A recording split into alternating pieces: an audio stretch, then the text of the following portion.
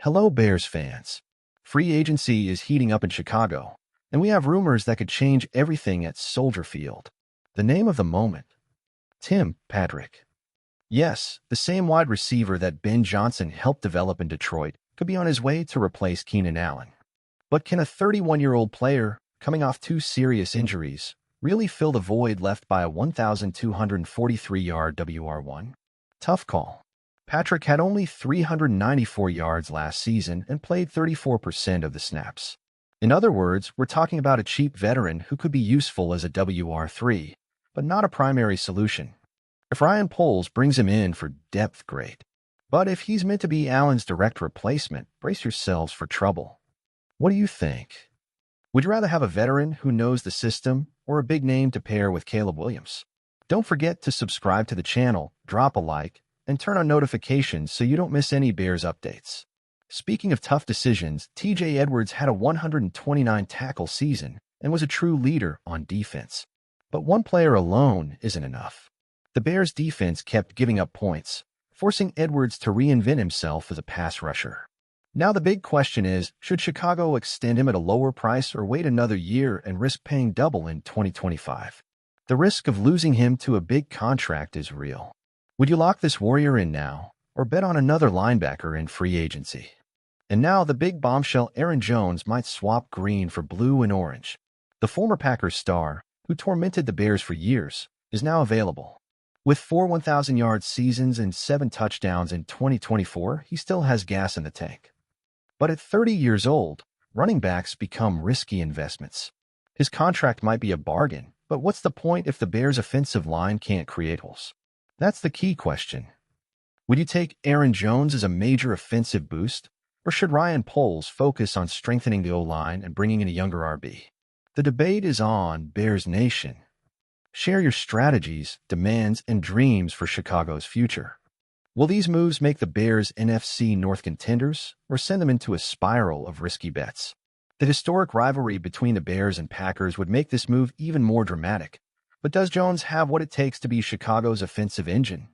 The dilemma deepens when we look at the Bears' offensive line. Without a solid blocking unit, even the best running back in the world would struggle. So, is signing a veteran RB really the priority? Or would it be smarter to invest in the OL and draft a young RB to complement the attack? And let's not forget the financial aspect. With the RB market losing value, spending millions on a player who might decline quickly could be an irreversible mistake. Is Ryan Poles playing chess or Russian roulette? Chicago wants to win now, and Jones has playoff experience. But if this gamble fails, the fans won't forgive it. Now I ask you, Bears fans, would Aaron Jones in Chicago be a masterstroke or a disaster waiting to happen? Would you accept a former Packers player as a key piece in the offense, or would you rather build a young backfield alongside Caleb Williams? As a Bears fan, I'm really torn on these moves. Tim Patrick. As a WR3, fine, but if he's supposed to replace Keenan Allen, forget it. The guy has a serious injury history and has never been a WR1 in his career. The Bears need to give Caleb Williams a true elite target, not a cheap patch. TJ Edwards? This guy is a beast, carry the defense on his back, but he can't fix everything alone. If the defensive line isn't reinforced, he'll just keep plugging holes with no real impact.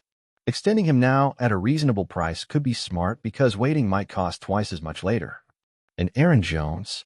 This is the riskiest but most interesting move. He destroyed the Bears for years, has playoff experience, and can still produce, but trusting a 30-year-old RB as the main solution is never a great idea. It only makes sense if he comes cheap and if the O-line is reinforced first. Overall, Ryan Poles needs to be careful not to save money and end up wasting Caleb Williams' window. This team needs elite talent, not just cheap veterans trying to revive their careers. If he doesn't bring in a true WR1 and fix the offensive line, this project could sink before it even begins. Another thing that worries me is the franchise's mentality. The Bears finally have a promising QB in Caleb Williams, but if they don't build a proper structure around him, they'll repeat the same mistakes of the past, just like they did with Justin Fields, Mitch Trubisky, and even Jay Cutler. A QB doesn't develop alone. He needs O-line protection and reliable weapons. DJ Moore is great, but he needs an elite partner. If Keenan Allen leaves, who will that be? Tim Patrick? No. And what about the defense?